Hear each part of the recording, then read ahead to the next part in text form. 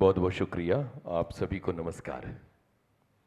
आज गुरुदत्त के सिनेमा के संगीत के बारे में हम बात करने जा रहे हैं और एक जो दिलचस्प बात गुरुदत्त की पूरी जीवन यात्रा को लेकर निकलती है वो ये है कि गुरुदत्त ता जिंदगी अपनी कला, अपनी रचनात्मकता और अपने जीवन में संपूर्णता की तलाश करते रहे। वो ये तलाश करते रहे कि वो अपनी कला को किस तरह से परफेक्शन के लेवल पर ले जा सकते हैं।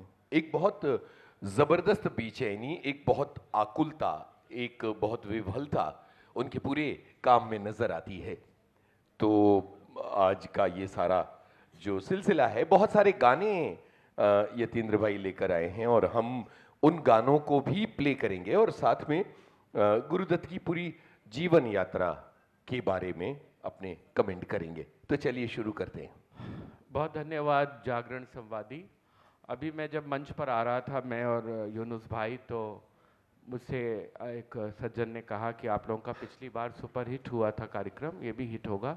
मैंने कहा जिस शख्सियत पे कार्यक्रम करने जा रहे हैं कहीं फ्लॉप ना हो जाए, क्योंकि जो व्यक्ति खुद अपने जीवन में इतना टूटा बिखरा रहा और उसने अपने को संभालने का काम नहीं किया बल्कि बिखरता ही गया, उस फिल्मों की पूरी फिल्मोग्राफी वैसी है। उनकी माँ भी वैसे बिखरी हुई थी, वसंती देवी।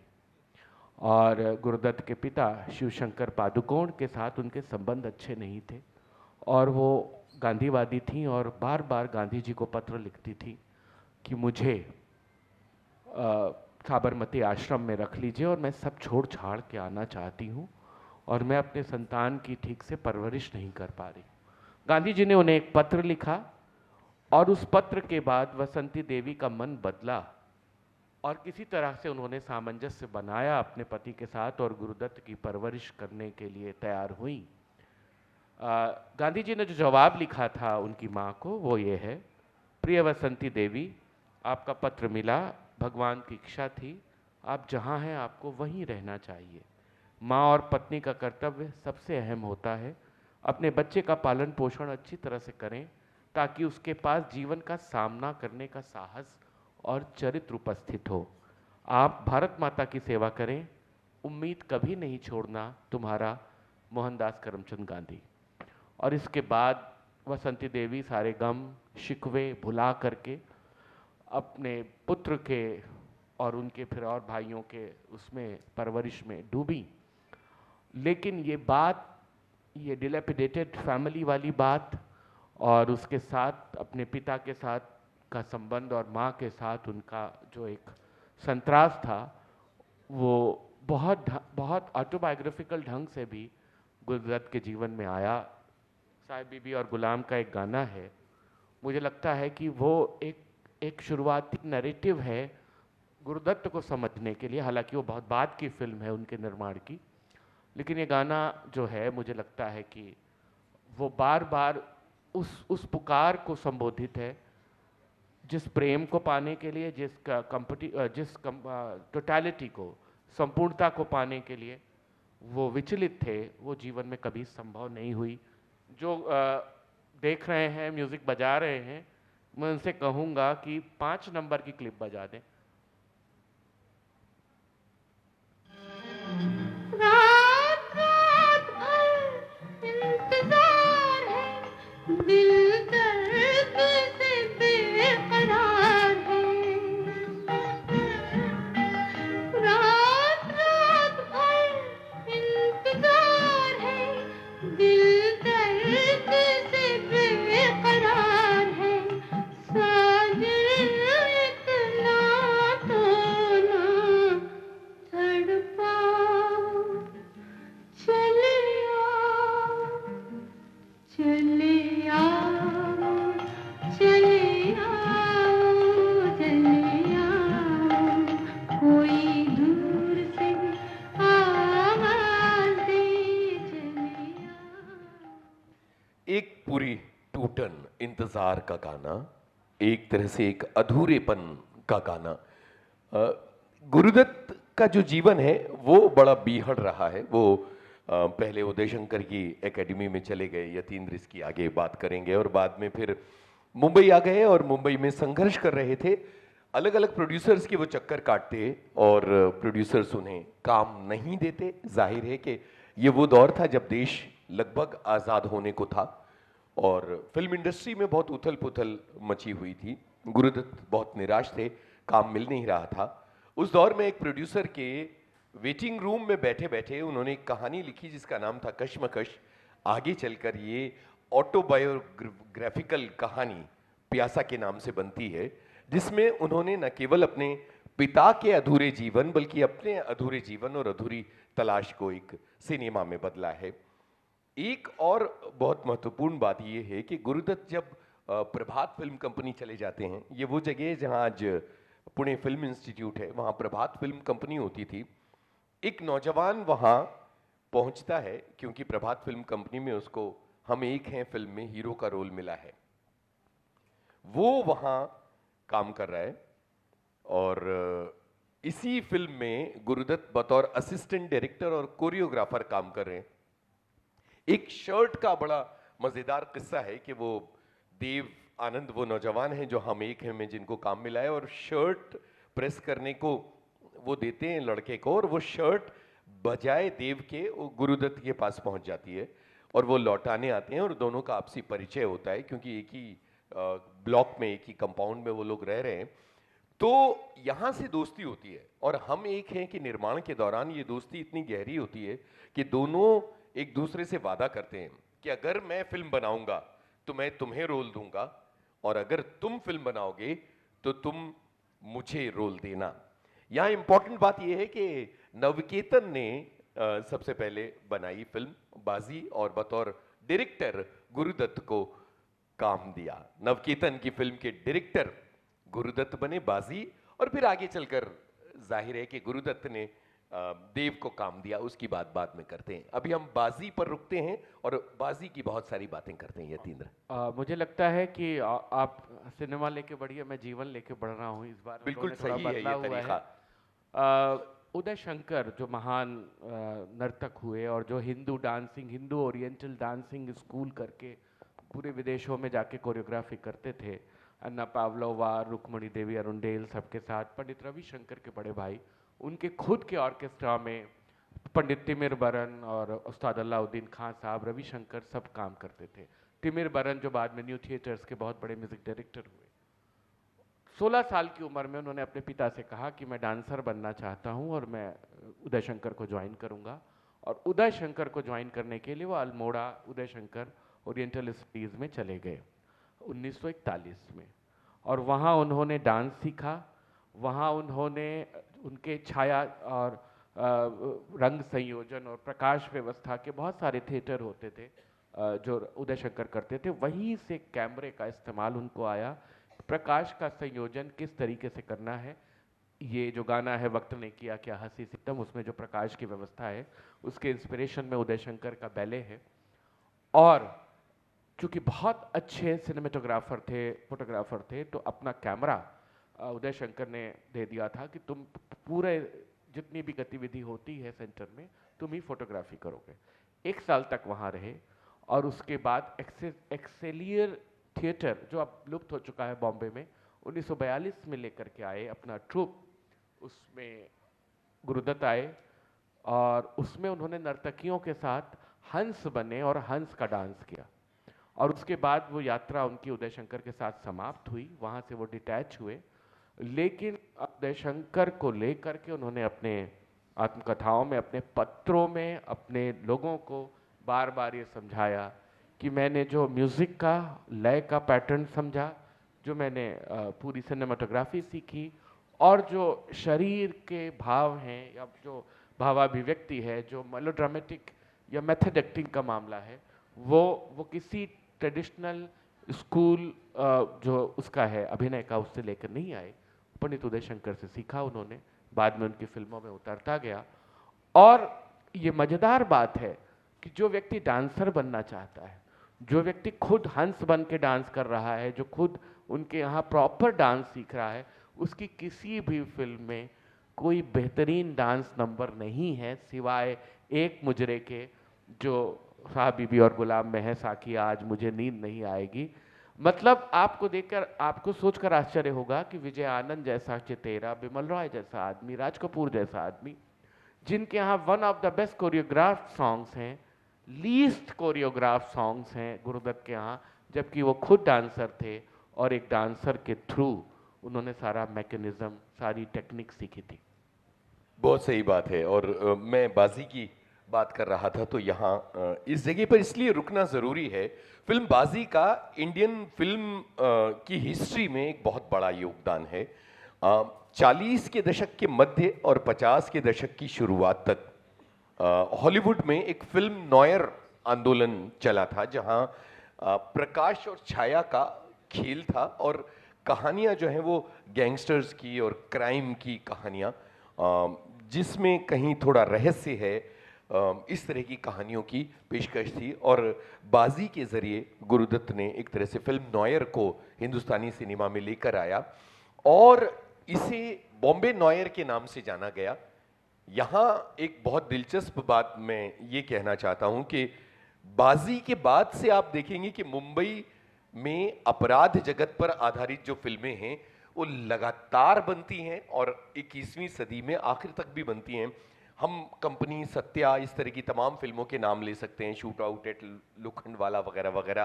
पीछे की बहुत सारी बॉम्बे क्राइम वाली फिल्मों के नाम ले सकते हैं जिनमें क्लियर कट क्राइम है, या जैसे दाऊद इब्राहिम की कहानी से प्रेरित होकर दीवार बनती है और बाकी तमाम चीज़ें होती हैं। मुद्दे की बात यह है कि गुरुदत्त एक नई शुरुआत बाजी के जरिए करते हैं और बाजी के एक गाने की रिकॉर्डिंग होती है और एक बहुत ही मशहूर गायिका इस गाने को गा रही हैं। गुरुदत्त इस गाने की रिकॉर्डिंग में पहुंचते हैं और इस गायिका से उनका लगाव हो जाता है। ये गीता रॉय हैं जिनसे इस गाने की रिकॉर्डिंग में गुरुदत्त को लगाव होता है और 2 साल बाद 1953 में दोनों शादी कर लेते हैं। पहले बाजी का गाना सुनते हैं। मुझे लगता है कि ये गाना जो है ये 14 नंबर पर है। 14 नंबर वाला गाना बजाइए। ये वो गाना है जिसके जरिए गुरुदत्त और गीता रॉय की मुलाकात होती है।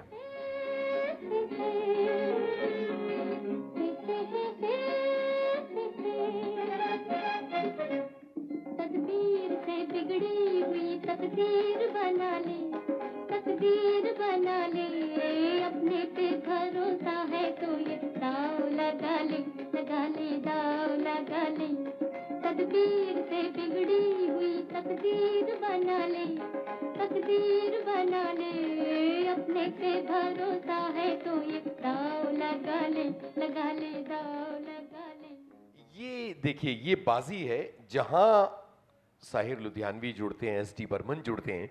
यतीन्द्र आगे इस बात पर कमेंट करेंगे कि म्यूजिक डायरेक्टर्स का चुनाव, गीतकारों का चुनाव किस तरह से गुरुदत्त अपनी फिल्मों में करते हैं और कहीं ना कहीं ये तकदीर से बिगड़ी हुई तदबीर बनाने वाली बात भी गुरुदत्त के जीवन पर लागू होती है। और एक बहुत सुंदर बात यह है कि जो क्राइम थ्रिलर्स का मामला है उसका शुरुआती काम अगर अंसारी की फिल्मों को छोड़ दें जो बाद में आई और उस तरह से एक बहुत मेलोड्रामेटिक फिल्में थी, तो जाल, बाजी और सीआईडी, ये 3 फिल्में ट्रेंडसेटर बनती हैं। खुद वहीदा रहमान को पहला रोल सीआईडी के लिए मिलता है और एक बिल्कुल नए ढंग से कहानी, उसी में प्रेम, उसमें रहस्य, रोमांच और उसमें सुंदर संगीत।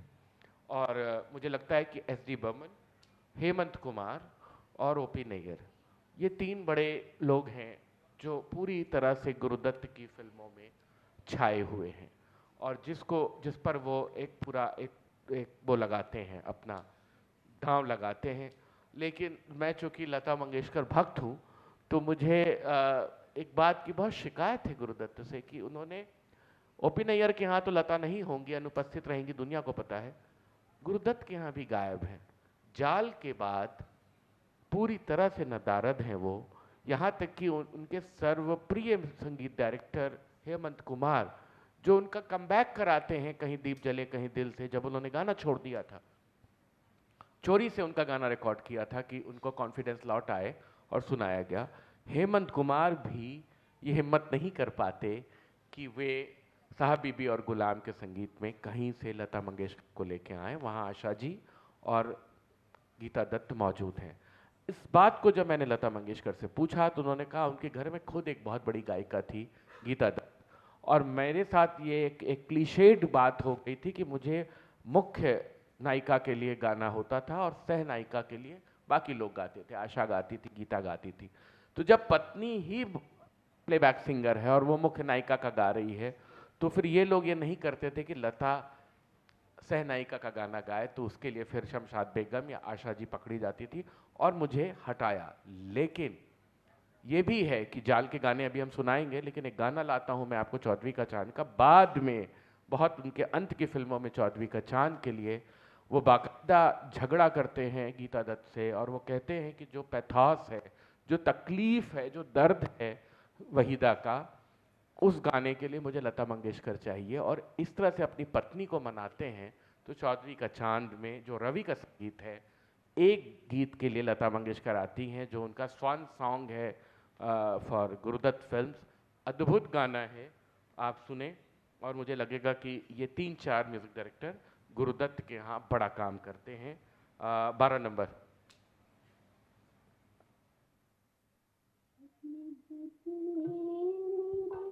सरकार नजर आते हैं, बदले बदले मेरे सरकार नजर आते हैं, घर की बर्बादी के आसार नजर आते हैं, बदले बदले मेरे सरकार नजर आते हैं, बदले बदले। स्वीटनेस देखिए इस आवाज की। दूसरी तरफ गीता रॉय थी जिनकी आवाज में बहुत सारा दर्द तो था, इस आवाज का दूसरा छोर उल्लास भी था। यानी एक छोर उल्लास है और दूसरा छोर दर्द है। आगे की कहानी में बढ़ने से पहले मुझे, चूंकि चौधरी का चांद का यतीन्द्र भाई ने जिक्र किया है, तो मैं ये याद करना चाहता हूँ कि इस फिल्म में शकील साहब ने ये भी लिखा कि ये लखनऊ की सरजमी, ये लखनऊ की सरजमी, हम यहाँ लखनऊ में हैं, तो इस गाने को हम ज़रूरी तौर पर याद करना चाहेंगे। और एक चीज़ ये है कि बाजी बन रही थी, बलराज साहनी इस फिल्म को लिख रहे थे। एक मुंबई में आप जानते हैं कि जो लोकल बसें चलती हैं वो बेस्ट की बसें कहलाती हैं। वो Bombay electricity and transport undertaking को बेस्ट कहा जाता है। वहाँ इस कंपनी में एक कंडक्टर हुआ करते थे जिनको एक्टिंग का बड़ा शौक था। इंदौर से ये कंडक्टर साहब आए थे। बलराज साहनी उनकी दीवानगी से परिचित थे, तो उन्होंने कहा कि बदरुद्दीन तुम जाओ, एक शराबी का भेष बना के गुरुदत्त के ऑफिस में घुस जाओ और थोड़ा हंगामा करके आओ, शायद तुम्हारा काम बन जाएगा। बदरुद्दीन शराबी का भेष बना के घुस जाते हैं गुरुदत्त के ऑफिस में और दे हंगामा मचाते हैं, बिल्कुल उलट पुलट कर देते हैं चीज़ों को, और गुरुदत्त बहुत इंप्रेस होते हैं। और यहाँ से बदरुद्दीन का नाम रखा जाता है Johnny Walker. Johnny Walker Guru Dutt के सिनेमा की एक ज़रूरी मौजूदगी है। एक ऐसा सिनेमा जिसमें दुख है, पीड़ा है, तकलीफ है, यथार्थ का बीहड़पन है, वहीं एक कॉमिक रिलीफ लाने के लिए जॉनी वॉकर हमेशा हैं, चाहे वो चंपी तेल मालिश का गाना हो। बल्कि मैं और यतीन्द्र बात कर रहे थे कल, तो वो उस गाने का जिक्र आया। आखिरी फिल्म थी गुरुदत्त की, 66 में आई थी, बहारें फिर भी आएंगी। उसमें एक गाना है, कैफी साहब ने लिखा है शायद, सुनो सुनो मिस चैटर्जी मेरे दिल का मैटर जी। तो वो भी जॉनी वॉकर गाना है। और जॉनी वॉकर के करियर में गुरुदत्त इतने महत्वपूर्ण हो जाते हैं कि तमाम फिल्मों में जिनमें कहानी अपनी तरह की है, एक अलग ट्रैक रखा जाता है जॉनी वॉकर का। अपने नाम के लिए तो आभारी हैं ही, अपने कैरेक्टर के लिए भी आभारी हैं। आर पार फिल्म के गाने की कल हम बात कर रहे थे, उसकी बात करते हैं। जॉनी वॉकर वाला गाना, जाने कहाँ मेरा जिगर गया जी, sorry mister and Mrs 55 film का गाना है, जाने कहाँ मेरा जिगर गया जी। बड़ा खूबसूरत गाना, एक क्यूट सी फिल्म का एक क्यूट सा गाना है। और कहीं ना कहीं हम इस पूरी यात्रा में जहां हम गुरुदत्त को सलाम करना चाहते हैं, बदरुद्दीन काजी को भी सलाम करते हैं, जो जॉनी वॉकर के नाम से जाने जाते हैं। 11 नंबर। हाँ, मेरा जिगर गया जी, अभी अभी यही था किधर गया जी। किसकी अदाओं पे मर गया जी, बड़ी बड़ी अखियों से डर गया जी। अरे जाने कहाँ मेरा जिगर गया जी, अभी अभी यही था किधर गया जी। किसकी अदाओं पे मर गया जी, बड़ी बड़ी अखियों से डर गया जी।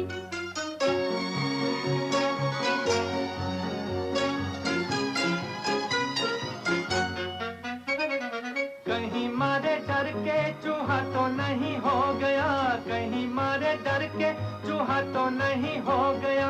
कोने कोने देखा न जाने कहाँ खो गया, कोने कोने देखा न जाने कहाँ खो गया।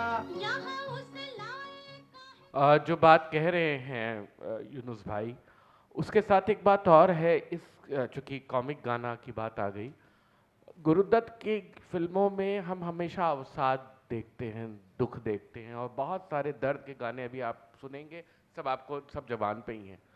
लेकिन जब वो प्रेम और प्रणय का गाना रचते हैं, चाहे वो उनकी प्रोडक्शन की फिल्म है, चाहे वो दूसरे किसी बैनर की फिल्म में वो काम कर रहे हैं, तो वहाँ खिलंदड़ापन है, वहाँ चुहलबाजी है, वहाँ नटखटपन है, शोकपन है। बहुत सारे गाने हैं, CID का ही लेके पहला पहला प्यार, मिस्टर एंड मिसेस 5 का अभी आपने सुना, भरोसा का आज की मुलाकात बस इतनी, कल कर लेना बातें चाहे जितनी, बहू और रानी का बहू रानी गाना, का उम्र हुई तुमसे मिले फिर भी जाने क्यों, ऐसे लगे जैसे जैसे पहली बार मिले। हैं। वाह, प्यासा फिल्म इतनी हैवी फिल्म बन गई थी कि वितरक पैसे हाथ नहीं लगा रहे थे उस फिल्म में। उन्होंने कहा कि ये फिल्म डूब जाएगी और इसमें कोई ऐसा सब्सटेंस नहीं है जो इस फिल्म को उठा सके। तो उनसे कहा गया कि एक लव सॉन्ग डालिए। लव सॉन्ग की कोई जगह नहीं थी। बहुत परेशान, लेकिन फिल्म बेचनी है और फिल्म को दिखाना है, दर्शकों तक जाना है। आज की तरह नहीं था कि आज के ज़माने में उसके रिंगटोन बन जाते हैं, उनके सारे मर्कंडाइज बन जाते हैं और दुनिया भर की चीज़ें आप करके किसी तरह से म्यूज़िक का पैसा निकाल लेते हैं, सेव कर लेते हैं सिनेमा को। आइटम नंबर भी नहीं होता था उस समय में, या आइटम नंबर होता था तो वो भी कैरेक्टर का पार्ट होता था। आजकल तो गाने आप डाल देते हैं, आइटम नंबर हिट हो जाता है, लेकिन वो सिनेमा से संबद्ध नहीं होता। लेकिन अगर CID का आइटम नंबर है, कहीं पे निगाहें कहीं पे निशाना, तो वो पूरा कहानी के साथ चलता है। तो उन्होंने फिर उसकी एक युक्ति निकाली कि उसे ड्रीम सीक्वेंस में बदला और बहुत सुंदर गाना प्रस्तुत किया। मैं चाहूँगा प्यासा का ये गाना आप सुना दें, हम आपकी आंखों में, इस दिल को बसा दे तो। गाना नंबर 10। हम आपकी आंखों में इस दिल को बसा दे तो, हम मूंद के पलकों को इस दिल को सजा दे तो। हम आपकी आंखों में इस दिल को बसा दे तो। हम मूंद के पलकों को इस दिल को सजा दे तो। हम आपकी आंखों में इस दिल को इस गाने की एक खूबसूरत बात यह है कि जो ये चलन है गाने का, सवाल जवाब नोक झोंक, इसके मास्टर थे मजरू सुल्तानपुरी। वो हमेशा क्वेश्चन आंसर के गाने लिखते थे, जो बाद में आनंद बख्शी ने भी पकड़ा कि अच्छा तो हम चलते हैं, फिर कब मिलोगे। लेकिन ये गाना साहिर साहब लिख रहे हैं। प्यासा में वो काम साहिर करते हैं, लेकिन आप बहुत सारे गाने अगर आप ढूंढें मजरू के, तो आपको लगेगा कि वो बिल्कुल संवाद परक गाने हैं। और ये चीज़ प्यासा में बिल्कुल अलग से खिलती है। जब आप दूसरे गाने सुनेंगे, दूसरे गानों पे जाएंगे, तो लगेगा कि कोई आपस में कोई जुगलबंदी ही नहीं है इस गाने की। लेकिन ये गाना सिर्फ इसलिए किया गया कि फिल्म कमर्शियली सक्सेस हो जाए। बिल्कुल। एक चीज और है कि जब एक कामयाब प्रोड्यूसर डायरेक्टर या जुनूनी प्रोड्यूसर डायरेक्टर, मुझे लगता है कि कामयाब की जगह कहना गुरुदत्त के मामले में ज्यादा सही होगा, अपनी राह पर चलता है तो वो अपने साथ अपने कारवां को लेकर चलता है। जब गुरुदत्त ने अपनी तरह की फिल्में बनानी शुरू की तो शुरुआती दौर में देव उनके साथ जुड़े। उसके बाद बतौर राइटर और असिस्टेंट डायरेक्टर अबरार अलवी आ जाते हैं। सिनेमेटोग्राफर के तौर पर VK मूर्ति आ जाते हैं, जो भारत की सिनेमेटोग्राफी का सबसे महान काम करते हैं तमाम फिल्मों में, खासतौर पर प्यासा और कागज के फूल में। तो वीके मूर्ति जुड़ते हैं, जॉनी वॉकर जुड़ते हैं, अबरार अलवी जुड़ते हैं। एक नाम जिनकी अभी सेंटेनरी चल रही है, वो जिक्र करना इसलिए ज़रूरी है कि गुरुदत्त उनके मेंटोर हैं, और ये वो डायरेक्टर है जिसके दफ्तर में वॉल साइज फोटो गुरुदत्त की होती थी और रोज उन्हें प्रणाम करके वो अपने ऑफिस में घुसते थे। इस डायरेक्टर का नाम है राज खोसला। राज खोसला ने गुरुदत्त से सिनेमा सीखा। राज खोसला गायक बनने के लिए आए थे और उनकी ये हुआ कि एक गाना तय हो गया था कि राज खोसला गाएंगे, लेकिन वो इतना खराब गा रहे थे कि गुरुदत्त ने उनको चेंज करके हेमंत कुमार को ले लिया और राज खोसला को धीरे धीरे अपना असिस्टेंट बनाया। बाद में राज खोसला गुरुदत्त से टूटकर अपनी एक इंडिपेंडेंट जर्नी पर निकलते हैं, लेकिन गुरुदत्त से उनका लगाव हमेशा बना रहता है। और वो ये जो बॉम्बे नॉयर स्टाइल की फिल्में, सस्पेंस फिल्में, उनके मास्टर बन के उभरते हैं। और दूसरे एक तो थ्रिलर के मास्टर बन के उभरते हैं, दूसरा गुरुदत्त के सिनेमा के संगीत की धारा को अपनाते हैं और कहानियों में गानों को इस तरह से पिरोते हुए आगे चलते हैं कि वो कौन थी, अनीता, मेरा साया तरह की फिल्में बनाते हैं। और कहीं ना कहीं गुरुदत्त स्कूल ऑफ सिनेमा के थॉट को थोड़ा सा बदल के अपना बना के वो एक पूरी धारा चलती है राज खोसला की। आप बहुत सुंदर चर्चा की वीके मूर्ति की और अबरार अलवी की। अपने मृत्यु के पहले वो बहुत दुखी रहते थे। 2 साल जो उनका अवसाद का पीरियड है, उसमें वो बार बार वीके मूर्ति को ये कहते थे कि तुम बेंगलोर ना जाओ, क्योंकि वो बेंगलोर शिफ्ट होना चाहते थे। अबरार अलवी को कहते थे कि तुम मुझे मत छोड़ के जाओ, और उनको ये भय हो गया था कि हर आदमी उन्हें छोड़ देगा। गीता दत्त खुद उनको छोड़कर चली गई थी, अपने बच्चों के साथ साथ में नहीं रहती थी। वहीदा जी ने उनको बिल्कुल इग्नोर कर दिया था और उनसे साफ मना कर दिया था। बर्लिन फिल्म फेस्टिवल के बाद बर्लिन में उन्होंने जवाब दे दिया कि मैं तुम्हारे साथ नहीं रहूंगी और मेरा और तुम्हारा कोई अब आगे का संबंध नहीं है, जिसको जाकर के बाद में बी.आर. चोपड़ा ने सबसे बाद में फिल्म इंडस्ट्री में बताया कि वहीदा का और गुरुदत्त का तो संबंध खत्म हो गया है, क्योंकि बर्लिन से लौटते हुए जहाज में पूरे टाइम गुरुदत्त शराब पीते रहे और रोते रहे। वहीदा ने उनका साथ छोड़ दिया था। तो ये जो दोस्तों का, प्रेमिका का, पत्नी का, साथ के सहयोगियों का साथ छूटने का जो एक मामला है, वो उनका बहुत बड़ा दर्द है जो कागज़ के फूल में उभरता है। और मुझे लगता है ये गाना आपको सुनना चाहिए। आप सभी जानी गए। 19 नंबर बजा दीजिए। ये गाना थोड़ा डल है तो साउंड बढ़ा दीजिए।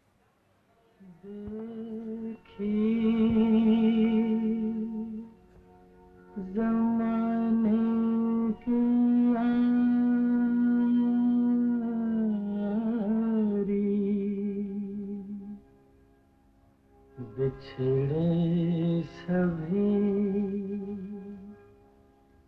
बिछड़े सभी बारी बारी, अरे देखी ज़माने की यारी, बिछड़े सभी बारी बारी।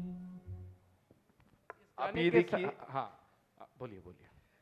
नहीं है, बोलिए, आप बोलिए। इस गाने के साथ जो एक महत्वपूर्ण बात यह है कि 3-4 गाने ऐसे हैं गुरुदत्त के रेपर्टरी में कि जहाँ ऑर्केस्ट्रेशन नहीं चलती, बहुत हल्के मिनिमलिस्ट म्यूजिकल अप्रोच के साथ रिदम पैटर्न देते हुए रफ़ी साहब से गाना गवाया जाता है। प्यासा, कागज के फूल और बहुत सारे गीता दत्त के गाए हुए गाने में आपको म्यूज़िक या इंटरल्यूड्स, प्रिल्यूड्स का काम बहुत हल्का मिलेगा। खास करके देखी जमाने की यारी, जिन्हें नाज है हिंद पर वो कहाँ हैं, और जाने वो कैसे लोग थे जिनके प्यार को प्यार मिला। तो बहुत सारे गाने ऐसे हैं, वक्त ने किया क्या हंसी सितम।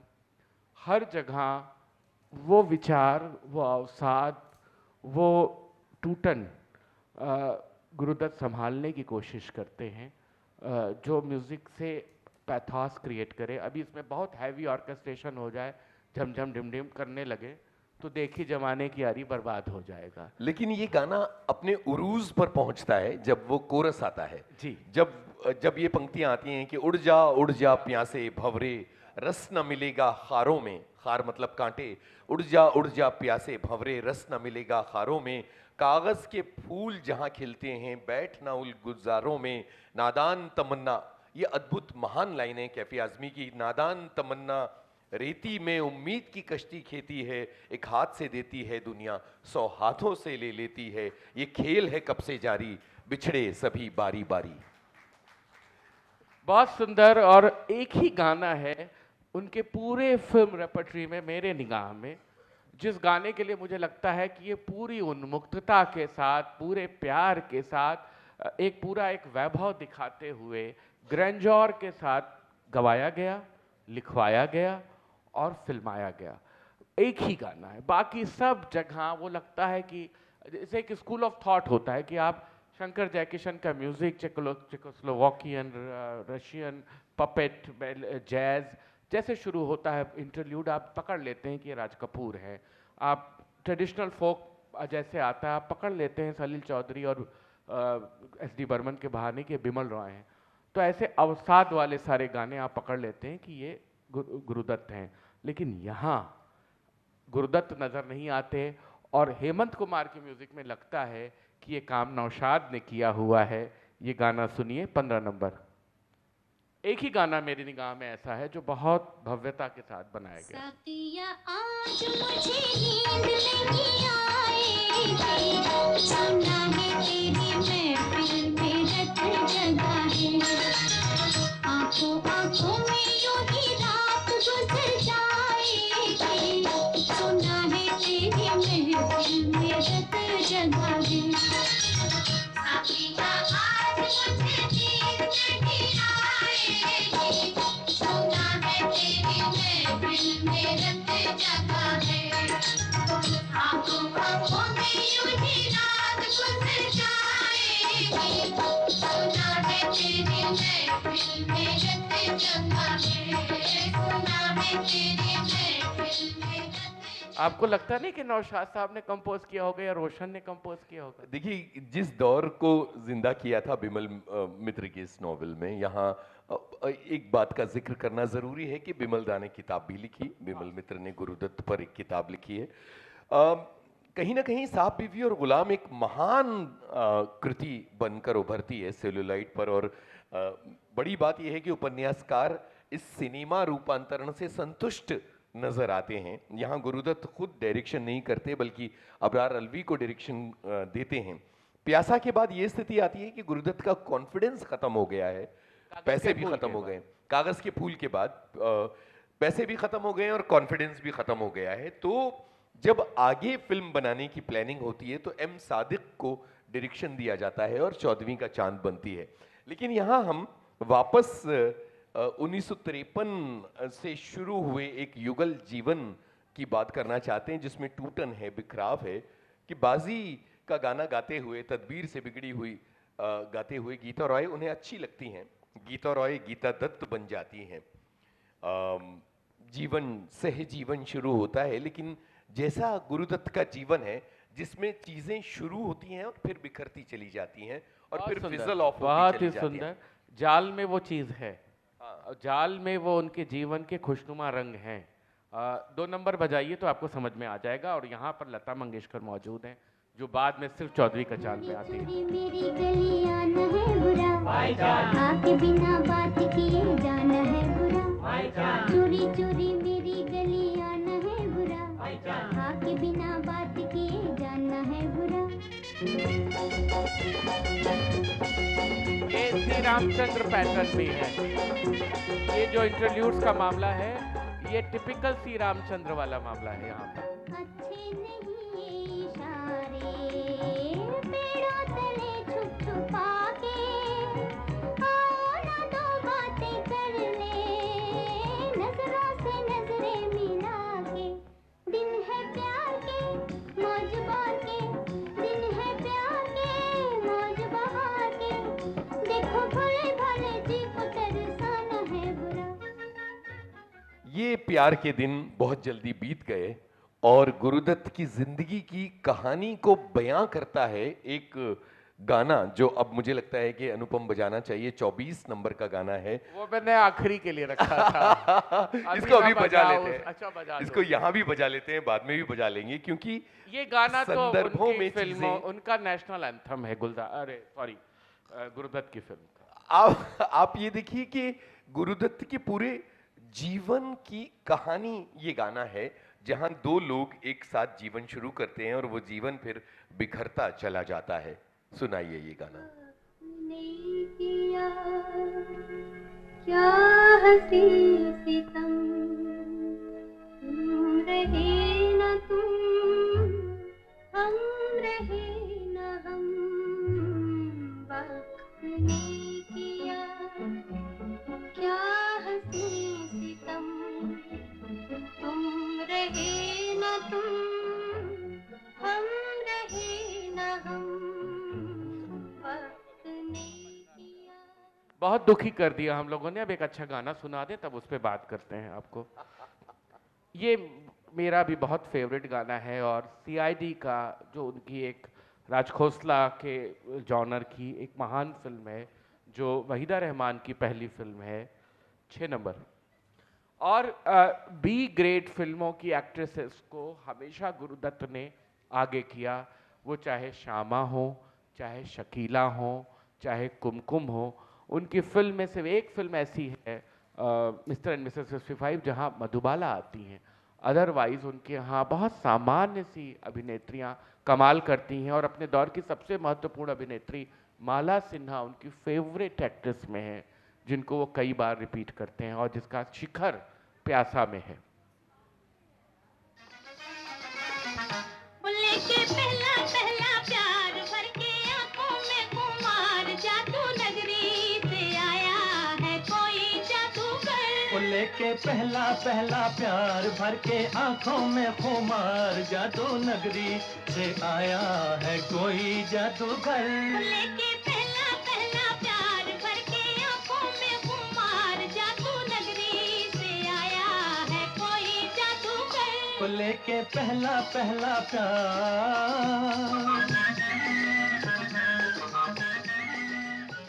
ये गाना मुंबई के वर्ली किनारे पर फिल्माया गया है। अब वो किनारा वैसा नहीं रहा जैसा उस दौर में था, लेकिन आप यकीन मानिए कि हिंदी सिनेमा के बहुत गतिशील और बहुत अलग तरह से फिल्माए गए गानों में इस गाने की गिनती होती है। और सीआईडी के तो न जाने कितने फ्रेम्स, कितने मोड़ हैं जिनकी चर्चा ज़रूरी तौर पर की जा सकती है।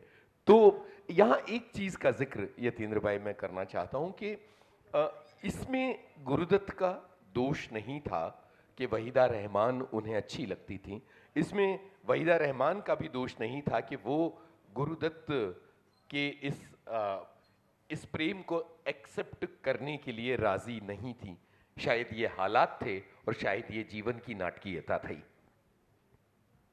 बिल्कुल ठीक कह रहे हैं। हालांकि उन्होंने अपनी फिल्म में चाहे गुलाब का करैक्टर दिया, चाहे साहब बीबी और गुलाम में जो पहले से एक करैक्टर है, छोटी बहू बनना चाहती थी वहीदा रहमान, और गुरुदत्त ने सारे उनके प्रति समर्पण और प्रेम के बावजूद वो बात सिर्फ मीना कुमारी के लिए बचा के रखी, क्योंकि इस मामले में गुरुदत्त बहुत निर्मम व्यक्ति भी थे। उनको कितना भी प्रेम हो, व्यक्तिगत जीवन का मामला हो, सिनेमा में कोई समझौता नहीं था। फिर वहाँ चाहे वहीदा रहमान हो, चाहे गीता रॉय हो, चाहे खुद लता मंगेशकर हो, या कोई अन्य हो। ये एक बहुत इम्पोर्टेंट प्रस्थान बिंदु भी है उनके यहाँ। और वहीदा रहमान को लेकर के मुझे लगता है कि एक बड़े कलाकार की जीवन यात्रा को समझने में हम लोग हमेशा रोमान का या असफल प्रेम का सहारा लेते हैं। आज के समय में सोशल मीडिया पे साहिर साहब और अमृता प्रीतम के प्रेम को इतना दूसरी तरीके से बखाना जाता है कि अमृता प्रीतम के दाय को या साहिर साहब की कलम को थोड़ा नज़रअंदाज कर दिया जाता है, क्योंकि उसमें जीना हमें बहुत अच्छा लगता है। इमरोज़, साहिर और अमृता का जैसे मामला है, ऐसे मुझे लगता है कि ये जो प्रेम त्रिकोण है गुरुदत्त, गीता दत्त और वहीदा रहमान का, उसमें बहुत बार गुरुदत्त को रिड्यूस किया गया है, और उस रिड्यूस करने में कई बार बहुत सारी छींटें वहीदा जी पर भी पड़ती हैं। जब आप बहुत महत्वाकांक्षा के साथ अपना कोई काम रिलीज करते हैं और आपको ये लगता है कि ये काम बहुत अच्छा है और अगर वो काम जनता स्वीकार न करे, जैसा 1959 में आई कागज के फूल के साथ हुआ था, तो गुरुदत्त का कॉन्फिडेंस इतना इतना दरक गया, उसमें इतने डेंट आ गए कि आगे चलकर वो किसी फिल्म का डायरेक्शन नहीं कर पाए। कभी एम सादिक को डायरेक्शन दिया, कभी अबरार अलवी को दिया। इस बीच में उन्होंने बहुत सारी फिल्में शुरू की, जिनमें से एक फिल्म थी राज। राज एक ऐसी फिल्म थी जिसकी शूटिंग शुरू हो गई थी और शायद 3-4 रील की शूटिंग के बाद उसे बंद कर दिया गया। राज फिल्म के जरिए सचिन देव बर्मन के बेटे आर.डी. बर्मन संगीत की दुनिया में अपना पहला कदम रखने जा रहे थे।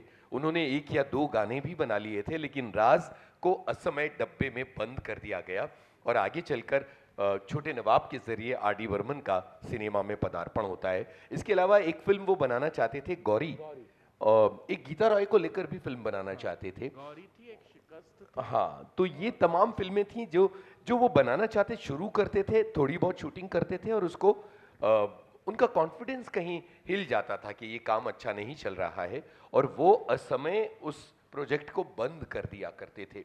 तो 1959 के बाद आप देखेंगे कि 66 में बहारें फिर भी आएंगी आती है। यही मैं कहने जा रहा था कि इतना अवसादी मन, और आखिरी फिल्म बहारें फिर भी आएंगी, क्या बात। लेकिन उस फिल्म के गाने, उस फिल्म का संदेश, शाहिद लतीफ़ का मामला, जो इसमें चुगताई के पति थे, उन्हीं का निर्देशन है। और मुझे लगता है कि ऑप्टिमिज्म, जैसे गुरुदत्त के यहाँ ढूंढना पड़ता है, प्रेम भी ढूंढना पड़ेगा, अवसाद भरा हुआ है। जैसे मैंने कि आज मुझे नींद नहीं आएगी, आपको बताया कि बहुत ही ग्रैंडोर का गाना है। ऐसे ऑप्टिमिज्म के गाने नहीं है, एक ही गाना मिलता है बहारें फिर भी आएंगी में। और मुझे लगता है कि ये वो आदमी है जो हारा हुआ है और मृत्यु हो जाती है तब बहारें फिर भी आएंगी रिलीज होती है। आत्माराम उसको पूरा करते हैं। हाँ, आत्माराम पूरा करते हैं। 23 नंबर का गाना बजा दें। बदल जाए अगर माली, चमन होता नहीं खाली। बहारें फिर भी आती हैं, बहारें फिर भी आएंगी। बदल जाए अगर माली, चमन होता नहीं खाली। बहारें फिर भी आती हैं, बहारें फिर भी आएंगी। बदल जाए अगर माली। हमें ये क्लू दे दें कितना समय बचा है। नहीं, आपको पानी पिला के हम आपकी प्यास बुझा दें, इससे अच्छा है कि थोड़ा प्यासा छोड़ दें आपको। 10 मिनट मुझे लगता है, 15 मिनट है। 15 मिनट में हम बकबक करें, उसके पहले कुछ अच्छे गाने सुना दें।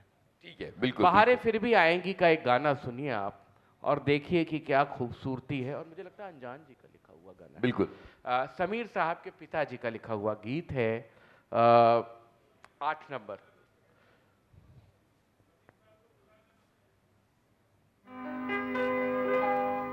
लोगों ने जाना शुरू कर दिया है, हम लोगों को जल्दी बंद करना चाहते हैं।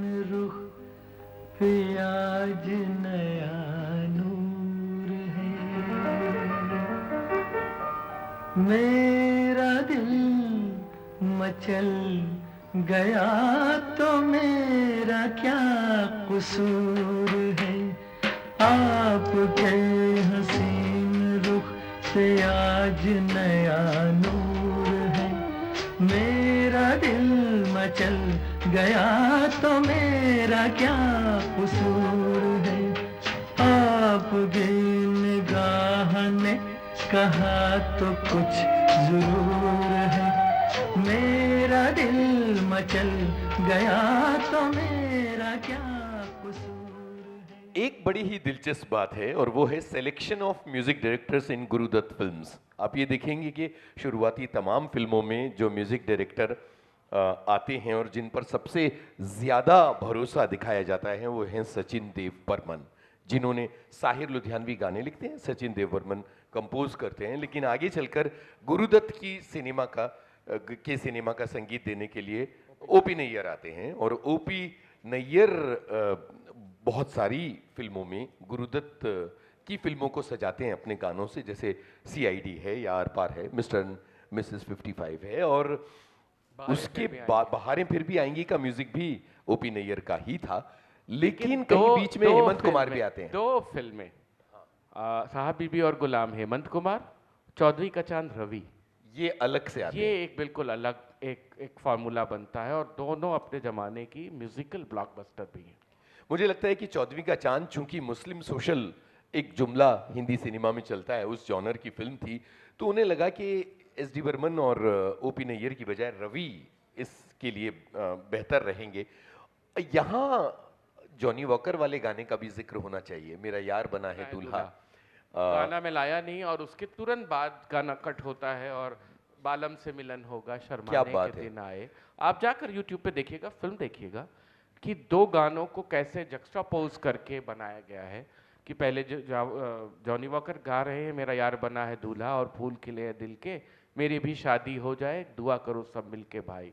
और जैसे ही गाना खत्म होता है रफ़ी साहब की आवाज़ में, बिल्कुल एक सैड वर्जन में विदाई गीत शुरू हो जाता है, बालम से मिलन होगा, शर्माने के दिन आए। क्या आप लोग ऐसी कोई दूसरी मिसाल बता सकते हैं कि किसी फिल्म में बैक टू बैक दो गाने आते हैं? एक बहुत ही कल्ट फिल्म है 1965 की जिसमें बैक टू बैक दो गाने आते हैं, बताइए वो कौन सी फिल्म हो सकती है? अनंत जी आप बताइए। गाइड बता दिया उन्होंने। गाइड उन्होंने बताया। सैया गाइड- बेईमान, और उसके बाद क्या से क्या हो गया बेवफा, और आवारा, हाँ अब तेरे बिना आगिए चांदनी, बिल्कुल तू आ जा। और जैसे वो खत्म होता है तुरंत घर आया मेरा परदेसी शुरू बिल्कुल हो वो जाता है। पूरा ड्रीम कुछ सीक्वेंस कहते की हाँ की बात होती है जी।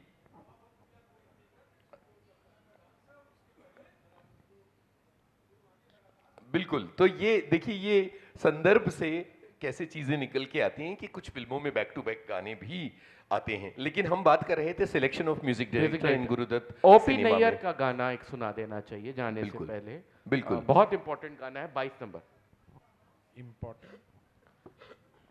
आर पार का।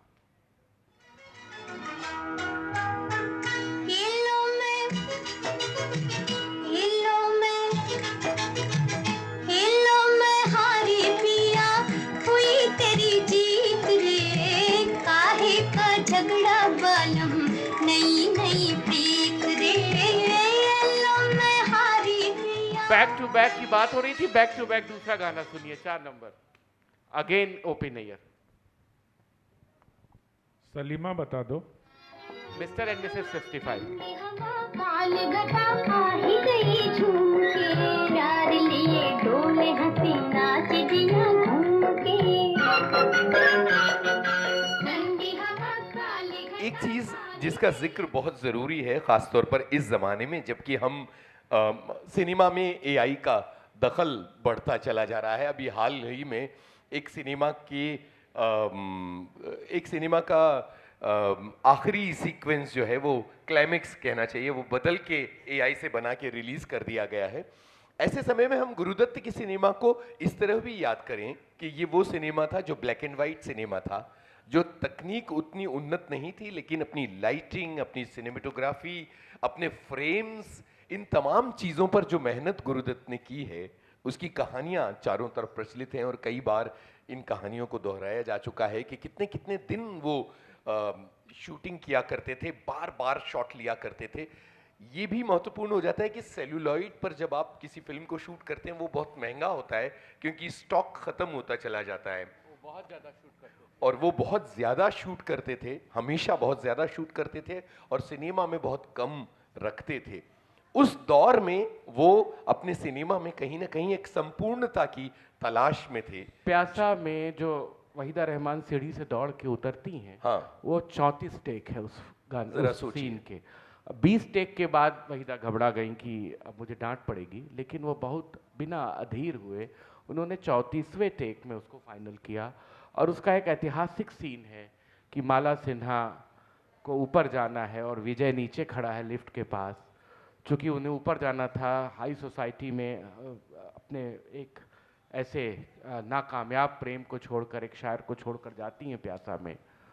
तो जो मीना कैरेक्टर है वो कहती है कि मुझे ऊपर जाना था, मुझे जल्दी है, लिफ्ट से ऊपर जाना है। तो वो जो उन अपलिफ्टमेंट ऑफ मेटलिस्टिक अप्रोच है प्यासा में, वो बहुत खूबसूरत ढंग से आती है। और प्यासा मुझे लगता है कि गुरुदत्त की फिल्मों में कागज़ के फूल को बहुत महान फिल्म का दर्जा हासिल है, लेकिन एक कॉनोसर के रूप में मुझे प्यासा उनकी सर्वश्रेष्ठ पिक्चर लगती है। और उसमें जब पूरी दुनिया, उसकी प्रेमिका, समाज, उसके भाई, उसके मित्र सब उसको दगा देते हैं, छोड़ देते हैं, तो एक तवायफ उसके साथ जाती है और वो अंत में अपनी सारी कामयाबी को रौंदते हुए गुलाब से पूछता है, मेरे साथ चलोगी? और प्यासा यहीं पर समाप्त होती है। मुझे लगता है कि वो जो एक मेटाफोरिकल एस्पेक्ट है, जिस तरह का करेक्टराइजेशन है, जिस तरह से गुरुदत्त ने प्यासा में वहीदा से कहा है मेरे साथ चलोगी, दरअसल असली ज़िंदगी में ना वहीदा चल पाई और ना गीता दत्त चल पाई। यही उनकी त्रासदी थी, यही उनका अंत था और यही उनकी पूरी ज़िंदगी का मेलोड्रामा है। एक गाना सुनिए 17 नंबर पे, कि ये गाना, ये गुरुदत्त की बात नहीं है, ये हर उस असफल व्यक्ति की बात है जो बहुत ज़्यादा दूसरों से पाने की उम्मीद पाले बैठा है। ये महलों, ये तख्तों, ये ताजों की दुनिया, ये इंसान के दुश्मन समाजों की दुनिया।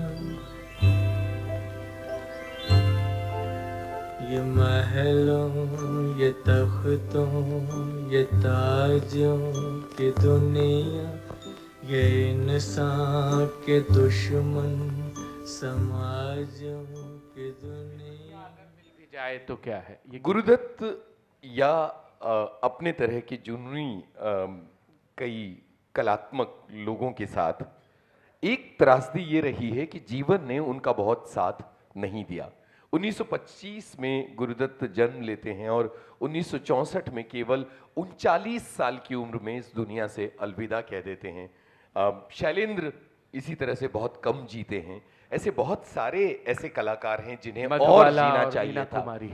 बिल्कुल, मीना कुमारी और मधुबाला को भी इसमें शामिल किया जाना चाहिए। ये वो लोग हैं जिन्हें और जीवन मिलता तो ये शायद और कुछ ज्यादा कलात्मक रचते। 39 साल का जीवन क्या जीवन होता है, मतलब आज ये सोच के हम सिहर जाते हैं कि केवल 39 साल का जीवन, जिसमें से आखिरी के 6 बरस तो घनघोर निराशा के साल थे। और तो क्या प्रतीक है कि आसिफ अपनी दूसरी महान फिल्म लव एंड गॉड, जो लैला मजनू के जीवन पर आधारित है, जिसमें मजनू मरता है, उसका भी नायक गुरुदत्त को चुनते हैं। उनके मरने के कारण वो फिल्म फिर संजीव कुमार पूरा करते हैं और संजीव कुमार नायक बनते हैं, मजनू का रोल वो करते हैं। और जब उनका पार्थिव शरीर रखा होता है तो सबसे पहले उनके पास जाके बिलखने वालों में और उनके गाल को सहलाकर कि विदाई देने वालों में के आसिफ मौजूद होते हैं। बिल्कुल, नींद की गोलियां खा के गुरुदत्त दुनिया से जाना चुन लेते हैं और चले जाते हैं। और उसके बाद बरसों बरस तक उनके सिनेमा पर चर्चा नहीं होती। बाद में ये होता है कि कोई एक समीक्षक, कोई एक सिनेमा का कदरदान गुरुदत्त को एक तरह से री इन्वेंट करता है और उनके सिनेमा पर बात करता है, और उसके बाद से आज तक गुरुदत्त पर चर्चा होती चली जाती है। 100 बरस हैं गुरुदत्त के। हम तो यही कहेंगे कि न केवल गुरुदत्त की सारी फिल्में, जिनमें बाजी, जाल, बाज, आर पार, CID, प्यासा, कागज के फूल, मिस्टर एंड मिसेस 55, ये तमाम फिल्में आप देख सकते हैं। तमाम फिल्में आप देखिए। आप उस दौर में हैं जबकि फिल्में उंगली के एक इशारे पर मौजूद हैं, तो इन फिल्मों को सब लोगों के साथ मिलकर देखिए, इन फिल्मों का पूरा लुत्फ उठाइए और सलाम कीजिए उस जीवन को जिसके हिस्से में केवल 39 बरस आए थे। और अब हम और बहुत सारी फिल्म जो उनके प्रोडक्शन की नहीं है, जिसमें छोटे छोटे रोल हैं, भरोसा, हाँ, पिकनिक और उनकी फिल्म बहुरानी, आप सारी फिल्में जाकर के देखिए तो आपको लगेगा कि गुरुदत्त कितने महान थे, अपने समय से आगे थे। एक अंतिम गाना सुनाकर हम लोग विदा लेते हैं।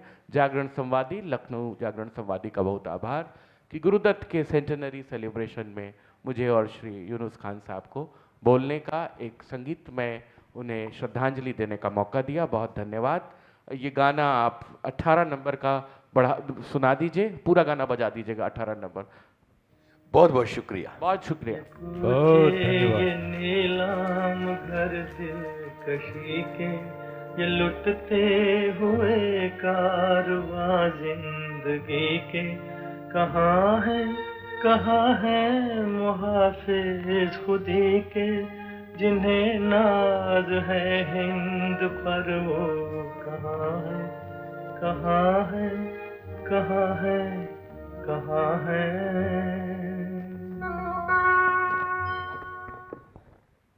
बहुत बहुत धन्यवाद आप दोनों वक्ताओं का। एक बार ज़ोरदार तालियां होनी चाहिए। ये पहली बार नहीं है जब आप बहुत ही खूबसूरती से रोचक तथ्यों के साथ में अपनी बात कहते हैं, हमें एंटरटेन करते हैं। हर बार ये प्रोग्राम एक अलग ही जादू के साथ में हमारे बीच में होता है आप दोनों की वजह से। तो आप दोनों को दिल से आभार, बहुत बहुत धन्यवाद।